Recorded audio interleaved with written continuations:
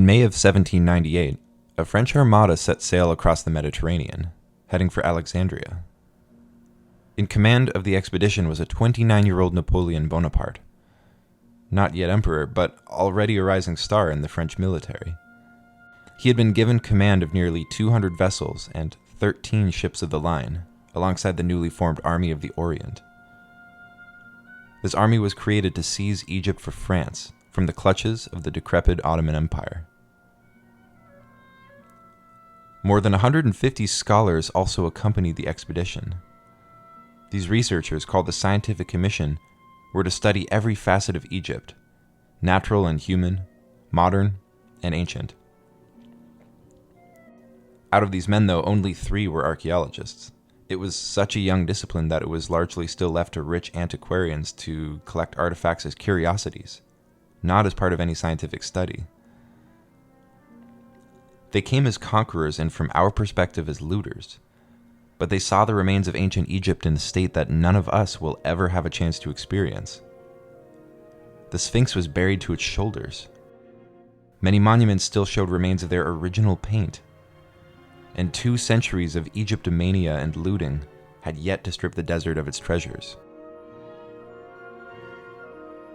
I want to share with you some amazing descriptions and illustrations, and ponder how much really separates me, a modern professional archaeologist, from those 19th century plunderers. While French soldiers, Ottoman Mamluk defenders, and local brigands fought in a chaotic and fast-moving campaign, the Scientific Commission scrambled to record everything they could. At the Battle of the Pyramids, the French broke a Mamluk army under Murad Bey, who fled south to Upper Egypt. Napoleon sent General Louis Desaix chasing after him, with the scholar Dominique Vivant, Baron de Denon, in tow. At Dendera, Denon saw the ruins of the Temple of Hathor, a sky goddess who was also associated with the worship of the dead. I found, buried in a heap of ruins, a gate built of enormous masses, covered with hieroglyphics. Through this gate, I had a view of the Temple of Hathor. I wish I could here transfuse into the soul of my readers the sensation I experienced. This monument seemed to me to have all the primitive character of a temple in the highest perfection. Entering the temple, he was astonished by the carvings adorning the inside. On casting my eyes on the ceiling, I perceived zodiacs, planetary systems, and celestial planispheres represented in a tasteful arrangement. I observed the walls to be covered with groups of pictures exhibiting the religious rites of the people, their labors in agriculture, the arts, and their moral precepts.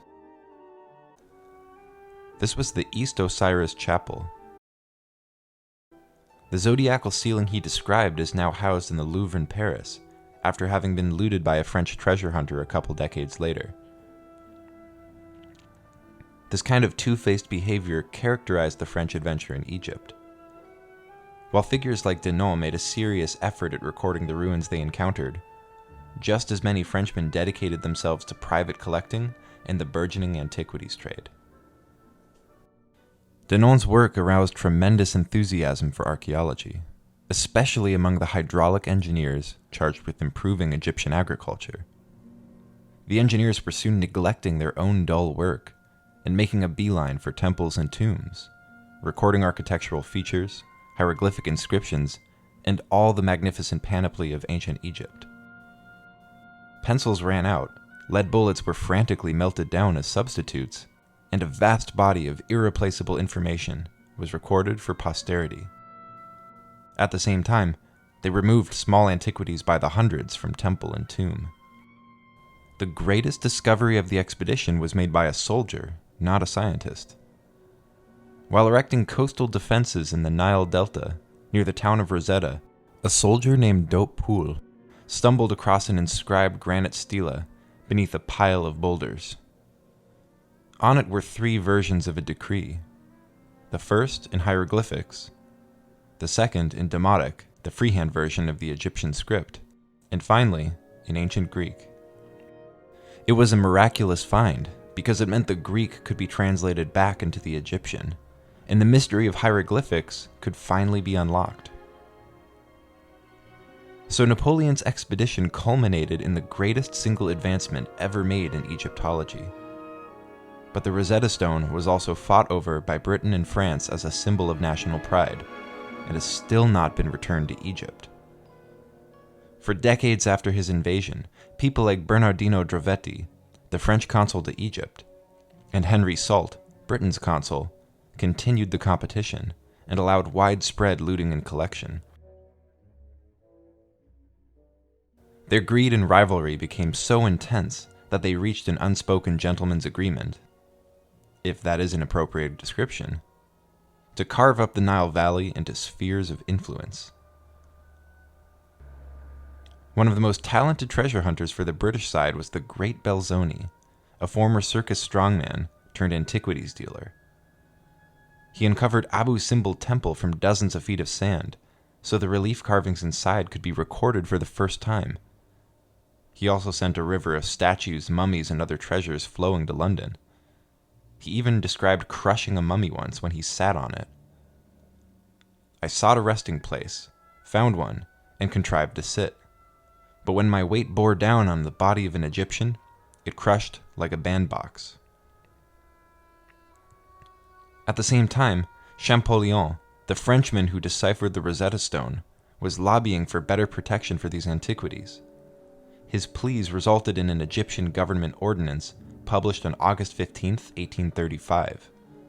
On paper, it forbade all exportation of antiquities, and while it was unenforceable, it shows how this period led to the emerging concept of archaeological stewardship. The funny thing is, I'm only appalled at the way these people conducted archaeology because of the developments they contributed to. We're their intellectual descendants, and without those early archaeologists, I would never have been taught modern methods of research. So in a sense, I'm standing on their shoulders, shouting down at them. Modern archaeologists record what we dig up in excruciating detail. We deliver everything we find in museums, placing them in the public trust. But surely if we waited, future archaeologists could do the same digging with better technology, gathering better data before destroying the site. After all, archaeological sites are destroyed when they're excavated. The Society for American Archaeology's first ethical principle is stewardship. Stewards are both caretakers of and advocates for the archaeological record, for the benefit of all people. As they investigate and interpret the record, they should use the specialized knowledge they gain to promote public understanding and support for its long-term preservation. But stewardship isn't easy. It's not as if putting an artifact in a museum is a perfect solution. Museums are stuffed to bursting in what is being called the curation crisis, and I've seen this firsthand. At the Smithsonian, they don't even know everything they have. Artifacts are often improperly stored, and many haven't been looked at since they were first brought to the museum. There are endless rows of shelves of slowly decaying treasures, occasionally glimpsed by visiting researchers and collections interns. Is this what we mean by stewardship? It's not like archaeologists don't benefit personally from our control over antiquities either, advancing our careers and our reputations. If an artifact is to be dug out of the ground, I would want to see it in an archaeologist's hands. What with their careful observation and skills of long-term preservation, they are a far cry from pot hunters. But since archaeologists hold themselves up as self-selected stewards, they invite close scrutiny. I doubt the ethics of archaeology will ever be clear. I think in terms of deep time, and I can't imagine the knowledge we've gained lasting for too long, in the grand scheme of things. There are signs the rates of archaeological discovery are already in decline. Imagine the empty hills and hollowed-out ruins we leave to the archaeologists of future civilizations. The thing is, even after I think of that, I can't help but feel excited about the next excavation. I don't condone those early Napoleonic archaeologists, but I do understand them.